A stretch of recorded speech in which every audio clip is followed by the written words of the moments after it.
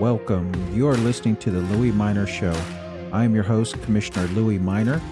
Today is April 23rd, 2023. We got a lot to go over, including a look into local elections. So let's get started. So first, let's get started with going over the agenda for April 24th, 2023. As always, first thing on the agenda is the invocation, then the Pledge of Allegiance. We get to the consent agenda. Consider the approval of the minutes of the April 17th Commissioners Court meeting. Personnel, budget amendments, claims.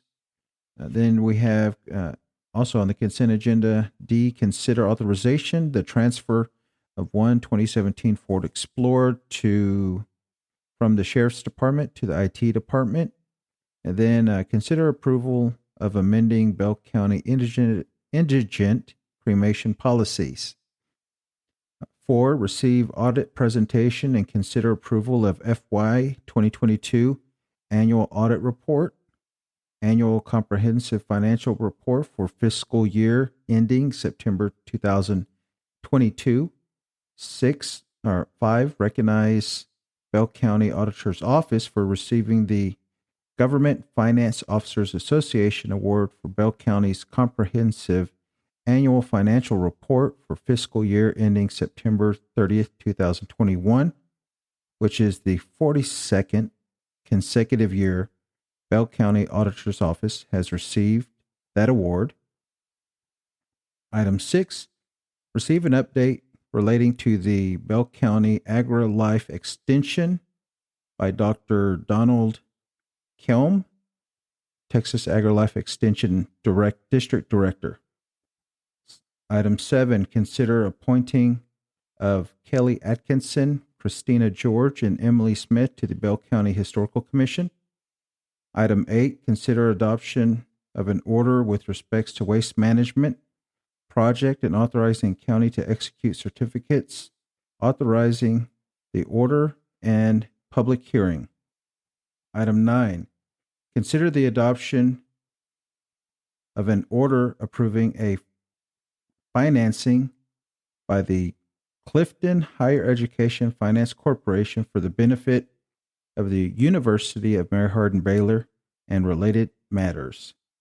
Item 10, consider authorizing the county judge to execute interlocal agreement contract between Texas Parks and Wildlife and to conduct research and development project entitled Bell County, Coryell County Regional Habitat Conservation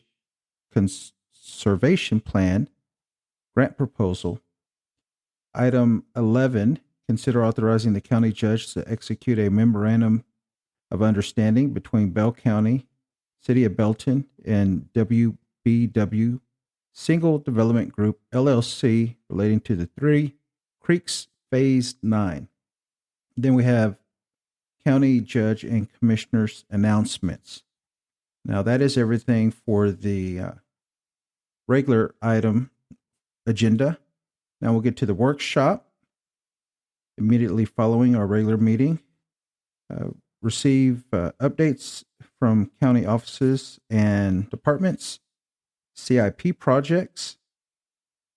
From 11 a.m., we have Dr. Robert Greensburg and Johnny Wardell for discussion on the diversion center. And then in the afternoon, we have, beginning at 1:30, presentation from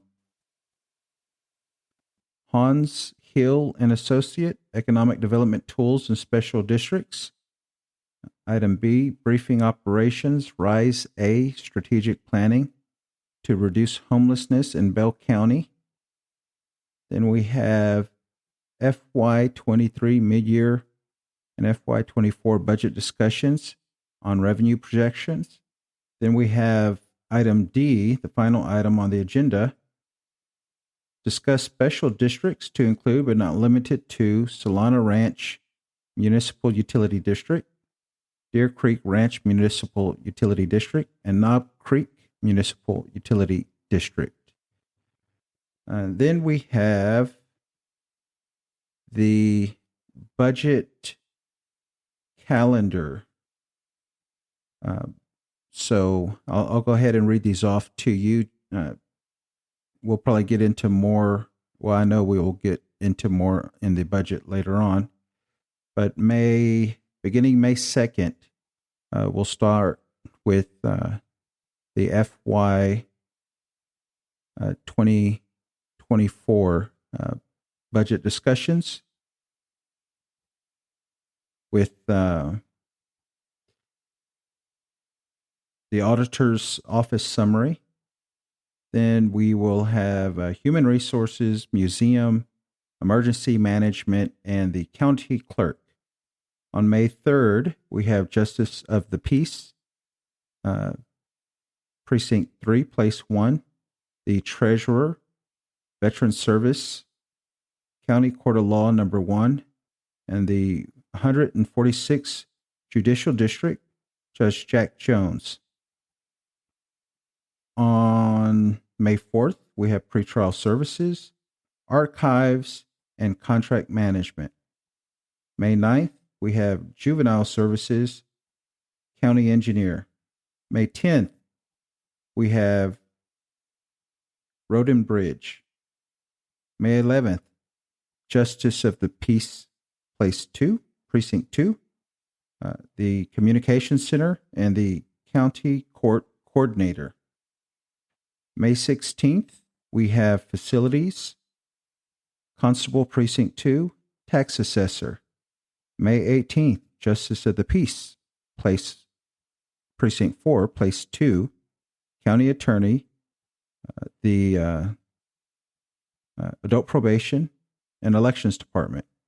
May 23rd, we have Department Budget Presentation, nobody, looks like. May 24th, District Clerk. May 25th, County Court of Law Number 3, and Justice of the Peace, Precinct 3, Place 2. We have no one signed up on the 30th, May 30th. May 31st, we have Cluster Court. June 1st, Constable Precinct 1 and the Expo Center. June 6th, the Guardian Ad Litem, the Sheriff, Jail, and Highway Patrol. June 7th, we will have the Sheriff's Department and Indigent Health. And June 8th, District Attorney and Constable Precinct 3. And that is what we have upcoming for the budget. So let's get into the local elections. Tomorrow begins early voting. I plan on voting if I'm able to. We have Commissioner's Court tomorrow, so hopefully I can vote before the polls close at 5. I don't know how countywide elections, we can vote countywide during early voting, but I don't know how it works with city. So maybe I'll have to get some clarification on that. But as far as early voting is concerned, beginning April 24th, it'll be 7 a.m. to 7 p.m. Then April 25th through the 28th, it's 8 a.m. to 5 p.m. Then April 29th through the 30th, there's no voting.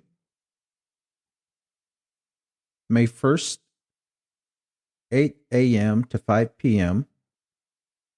May 2nd, 7 a.m. to 7 p.m. Early voting locations in Killeen include the Killeen City Hall, 101 North College Street, the Jackson Professional Learning Center, 902 Reverend R.A. Abercrombie Drive, and the Lions Park Center, 1700 East Stan Schluter Loop. You should also be able to vote for Killeen ISD and Central Texas College at those locations. Harker Heights residents, you'll be able to vote at the Harker Heights Recreation Center, 307 Miller's Crossing, at the same, let's see.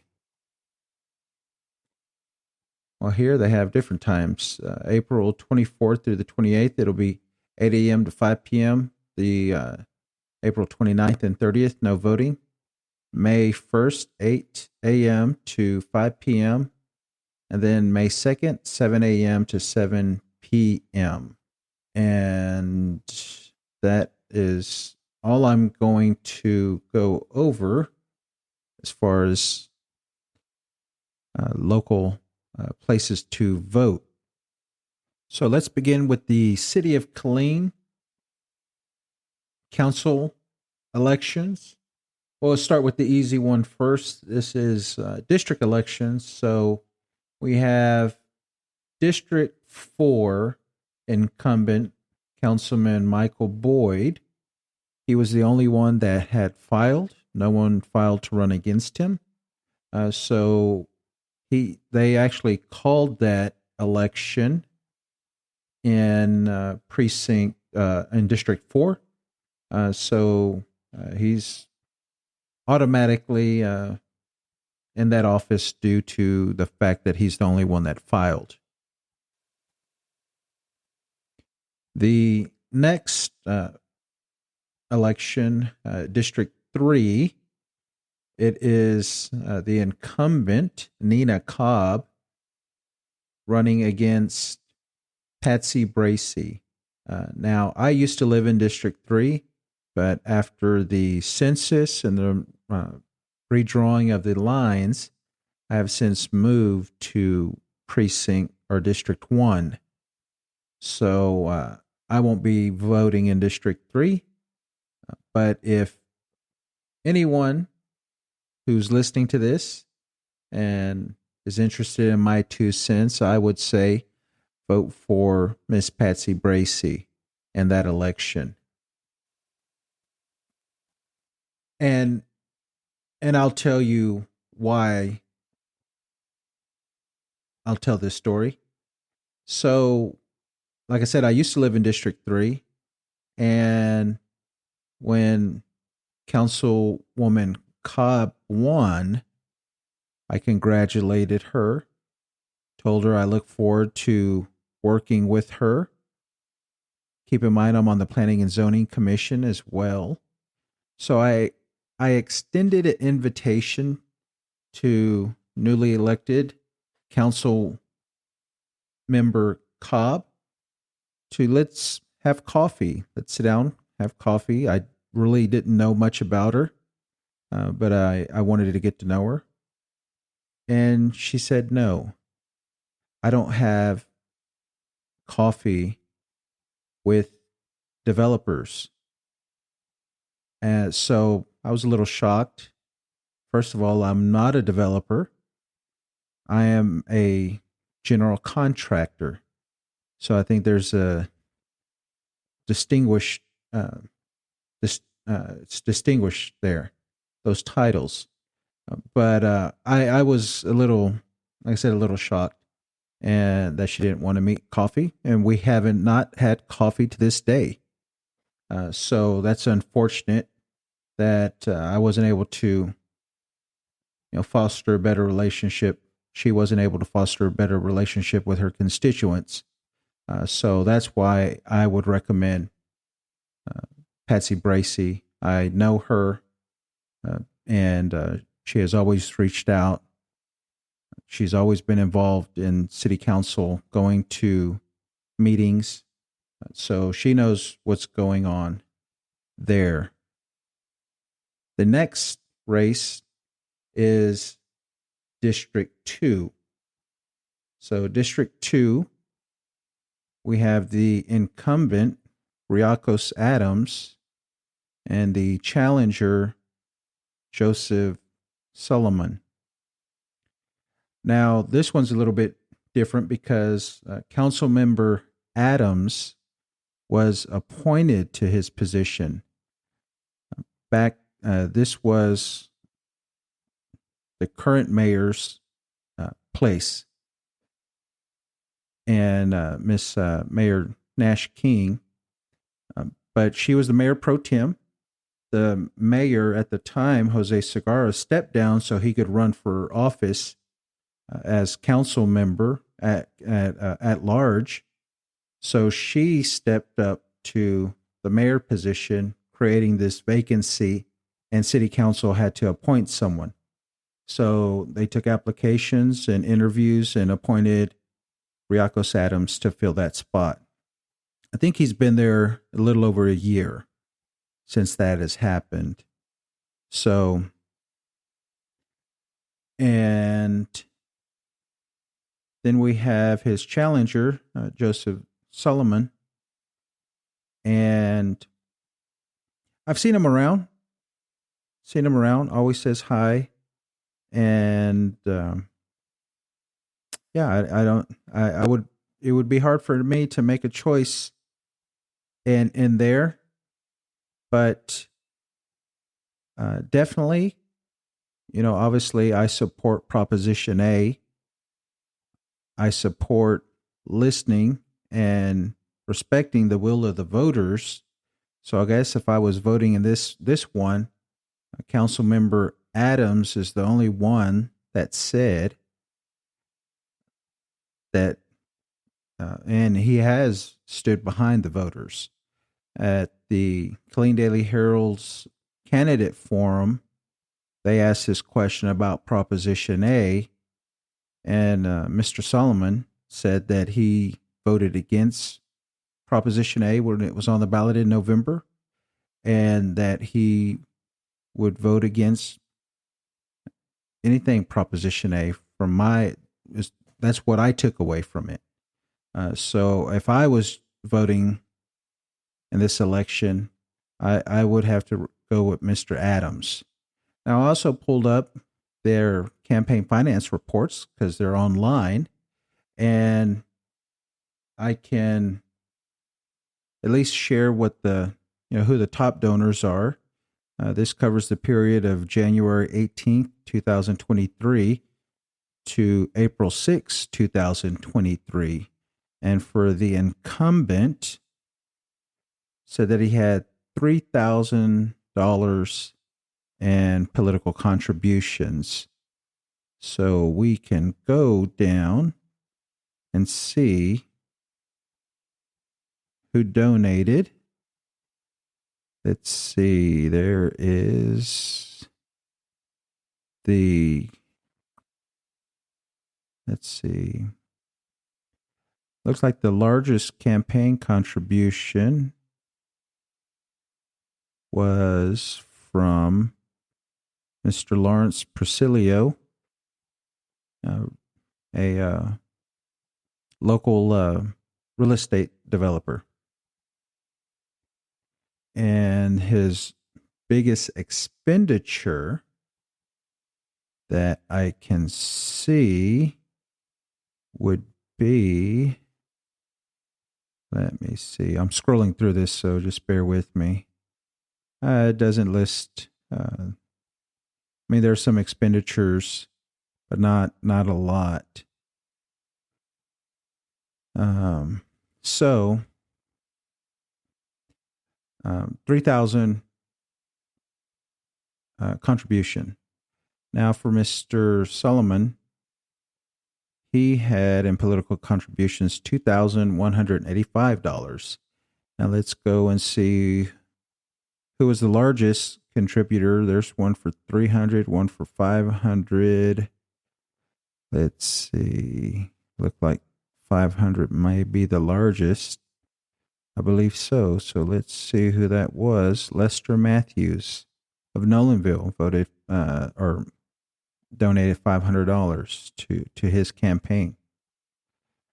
And as far as expenditures,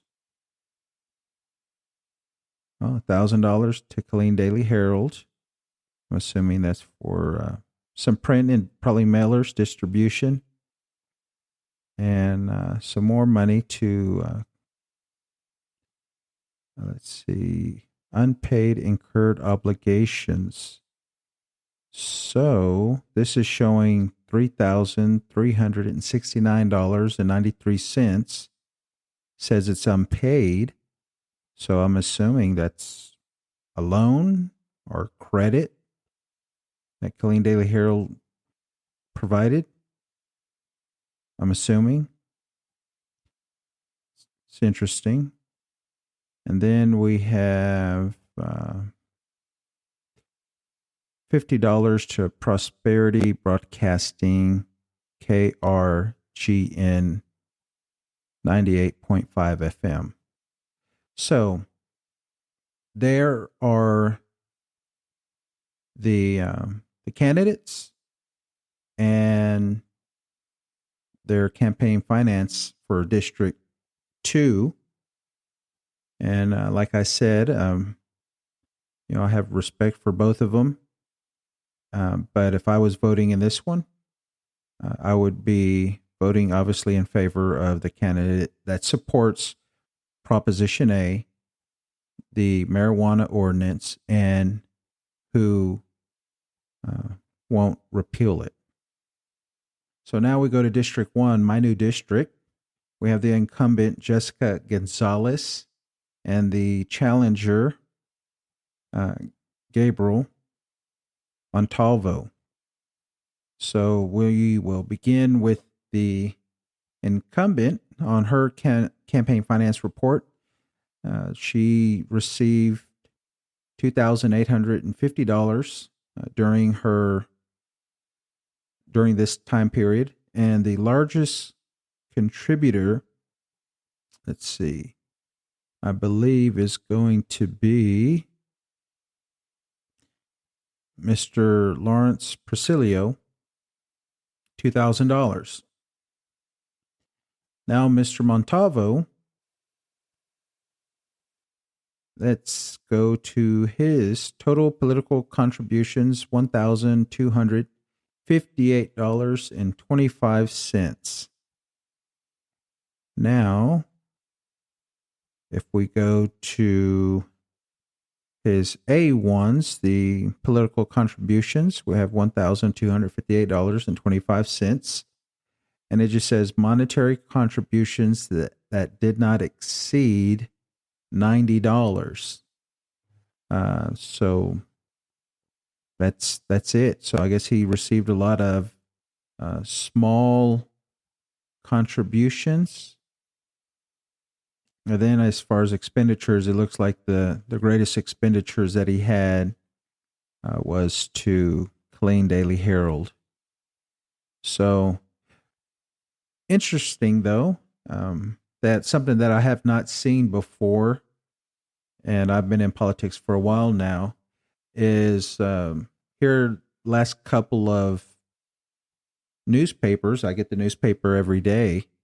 The last couple of newspapers that I received, Killeen Daily Herald, had the push card from Mr. Montalvo that it's been inserted into the newspaper. So whenever they deliver it, it's folded up inside there.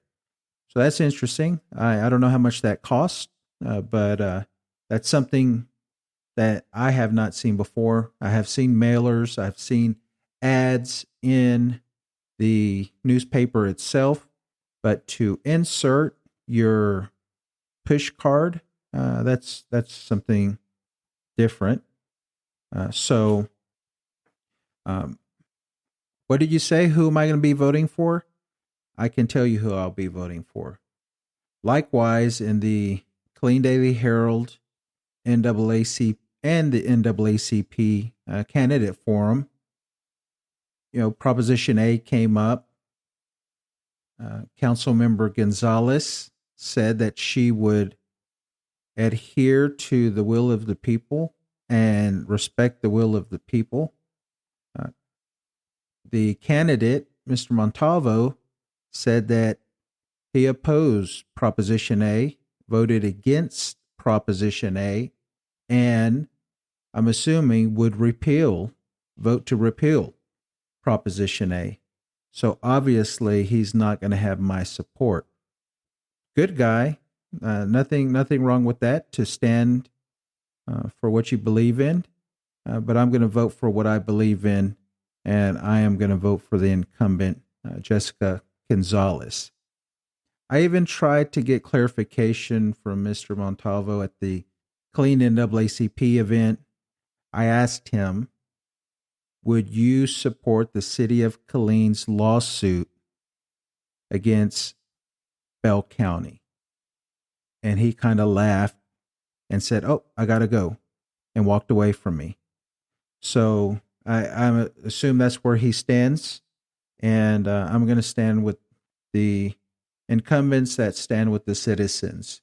So that is the district elections, your choices beginning tomorrow. And go out and vote. Usually city elections are low voter turnout, so every vote is going to count. If you remember the last time, or if you don't remember, the last time we had a tie in District 4 city council election. A tie. There were 3 people, and it was supposed to go to the highest vote getter, but the 2 highest vote getters tied, and they had to go to a runoff, and Mr. Boyd won. So every vote does count, and don't make it seem like it does not. Your vote does count, and get out and exercise that. Now let's switch over real quick to the Clean Independent School District board elections. We have Clean ISD Board of Trustees, place 4. We have Marvin Rainwater and Henry Perry. Those will be your 2 choices.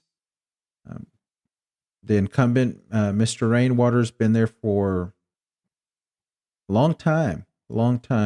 And Mr. Perry, recent retired military, I think was garrison commander from what I remember, what I recall him saying. And so, yeah, I guess it'll be up to the voters. That'll be on my ballot. I guess I'll be choosing Marvin Rainwater. On the next one is Clean ISD Board of Trustees, place 5. The incumbent and president of the board, Brett Williams, unopposed, so he'll go straight in there. Then the next items are the Central Texas College District Board of Trustees, place 6, Ernest Wilkerson, Cameron Cochran, and Donald Armstrong. I believe Mr. Armstrong is the incumbent, but I know Ernest Wilkerson. I've known him for a long time. He's a former city council member and a good, strong ally and advocate. So that's who I'm going to be supporting for the place 6 district, CTC district board. We also got place 7, and that is Mr. Rex Weaver, who is running unopposed. So he will be elected just by being unopposed for that CTC school board district. Now we'll switch over to our good old neighbor to the east, the city of Harker Heights. So for your mayoral candidates, you have David M. Jones, Reverend David M. Jones, Marva Solomon, Jacqueline Siriano Fontaine, Michael Bloomquist, and Vitalius Dubedinskis. And excuse me if I mispronounced the name, but it's not a common name around here. So anyways, the Proposition A Ground Game Texas supported candidate in this race is Reverend Jones. That's who I would support. And I'll get to more on that here in a little bit. Now, candidates for council member place 4. We have Mike Aycock, Adonis Frias, and it has in quotation marks Eddie, and then Linda Nash, the incumbent council member there for place 4. Then we have candidates for council member place 2. Place 2 is open because Michael Bloomquist, who just got elected, decided to run for mayor, and in order for him to do that, he has to step down. So it's an open seat. We have running for that seat is Shane Houdinick, and I met him at the Clean NAACP candidate forum. He's a former Austin police officer. I don't know what he does now. Then we have Mr. Hal Schiffman, who I believe he was at the candidate forum as well. Said he was a former city council member and he wanted to run again and come back. And then our beloved Stacy Wilson. Stacy Wilson and Linda Nash are both supporters of Proposition A and have the support of Ground Game Texas and there in that race. So now let's get to their Proposition A that is on the ballot. The ballot reads, shall the ordinance repealing Chapter 133 marijuana enforcement of the Code of Ordinance of the City of Harker Heights be approved? A, yes, or no. What does a yes or no vote mean? A yes affirms the repeal of Chapter 33 marijuana enforcement. Now that means City Council repealed this ordinance.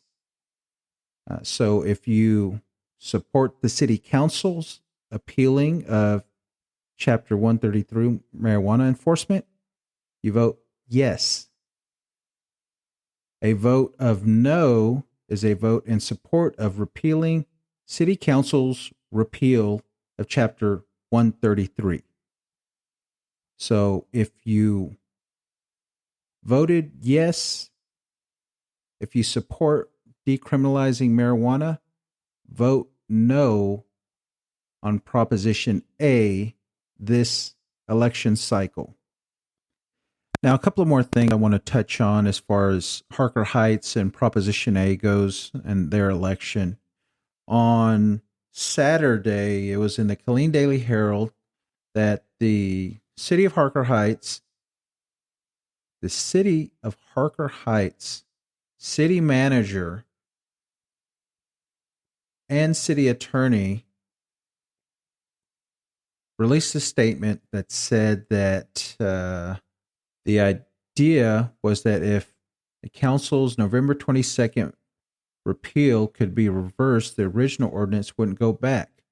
However, Harker Heights City Council threw a wrinkle into the equation Friday when they announced that even if residents voted to overturn the city's council's repeal of the ordinance, it would not be revived in accordance with the city's Code of Ordinances.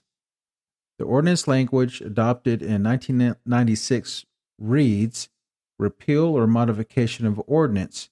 When any ordinance repealing a former ordinance, clause, or provision shall be itself repealed, the repeal should not be construed to revive the former ordinance, clause, or provision unless it is expressly provided Friday's news release from Assistant City Manager Jerry Bart concluded, therefore, even if the City Council is repealed per Section 1016C of the Code Ordinance, it is not revived. The City of Harker Heights will continue to follow the Constitution and the laws.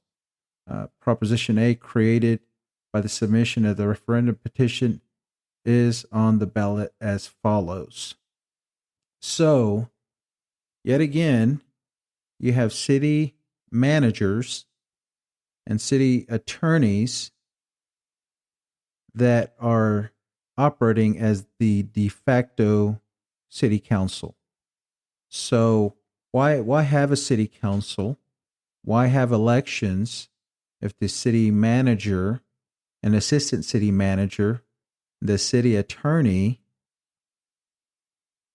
can just interpret the will of the voters in their own way and just completely disregard them? So I was pretty hot whenever I read that, and I hope that once we get a new city council seated in Harker Heights, that they fire both the city attorney and the city manager, because obviously they're not looking at the will of the voters. They don't care about the voters in the city of Harker Heights. To me, that's obvious. So last thing I want to touch on that got a lot of press was the Killeen City Council meeting this week. During the city council, at the very beginning, they have citizens' comments. So person could get up there and speak about anything that is on the agenda. And a frequent person that exercises that right is a citizen by the name of Michael Farino. All I know about this individual is that I'm assuming he's retired military from the way he talks, but he got up there criticizing all of city council about the Proposition A, about the downtown possible new city hall bond election, and how everyone on city council is misinformed. But and he's attacked me a couple of times before as well. And as an elected official, you expect that criticism, and it happens all the time. I've been called many things, so yeah, it just goes along with the territory. But that doesn't mean that we just have to sit there and our punching bags. We definitely have the same free speech that a citizen has. So remember that. But Mr. Farino brought up something about Mayor Pro Tem Ken Wilkerson's past in the military and how he might have been responsible for a shooting or something like that happened on Fort Hood. I had never heard of anything like that. If he was in a unit or commanded a unit that might have had something like that, I've never heard that. But obviously, Mr. Farino heard that somewhere, brought it up, and Ken Wilkerson, Councilman Wilkerson, did not like that and came off the stage, came off the dais, and walked all the way down to the very back and wanted to exchange words with Mr. Farino. Mr. Farino turned his back, and it was pretty interesting incident that had happened.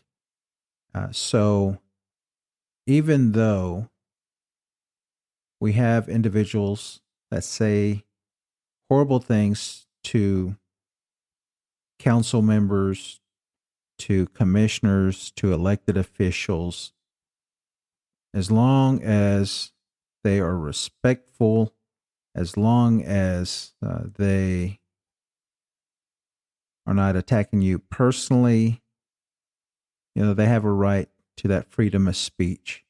And I believe as an elected official, you have a duty to hear them out. You have a duty to listen, and you can respond accordingly and proportionately.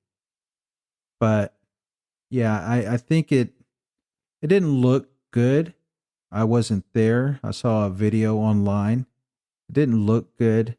And as Councilman Wilkerson apologized immediately for that. But nonetheless, the video is out there, and that wasn't a good precedence to start. And hopefully that'll be something that we can grow from. But in that video, you heard Mr. Farino say, I have a gun. The police has a gun.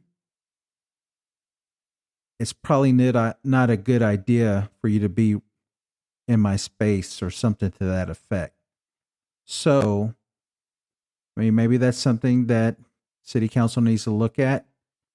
Maybe that's something that we need to look at the commissioner's court, is not allowing guns in public meetings like that. So I'm not opposed to that. I think people have too many guns anyway, running around willy-nilly like it's the Wild West. But that'll be a topic for another show. We'll go ahead and wrap things up. Please, no matter where you are in the state of Texas, we have voting going on. Go out, educate yourself real quick, see what's on the ballot. Make your voice heard. They are trying to silence the people's vote. They're trying to make it harder. The Senate passed this week. They want to do with countywide early voting or countywide voting on election day. So they said during early voting, you can vote anywhere. But on election day, they voted that no, you have to go to your precinct. The old way, the way it was. This is the first election or the second election that Bell County has had countywide voting. I love it. I used to work as an election judge. I worked the polls, and I had to turn away people because they were at the wrong location at the last minute, and they were not allowed to vote. They couldn't vote. And even if they voted provisionally, it wouldn't count. So countywide voting is a great thing. We need to keep it and quit trying to screw around with voters. Something else I read this weekend said that they're trying to pass a law to purge every voter in the state of Texas, suspend every voter in the state of Texas to re-register. So we have to re-register. That is I have no earthly idea where that came from, but apparently they said it was done in Ohio. So, Ohio is a small state compared to Texas. So I hope it doesn't go much further than what I read on paper. But go and vote. Let your voice be heard. And we will see you next week.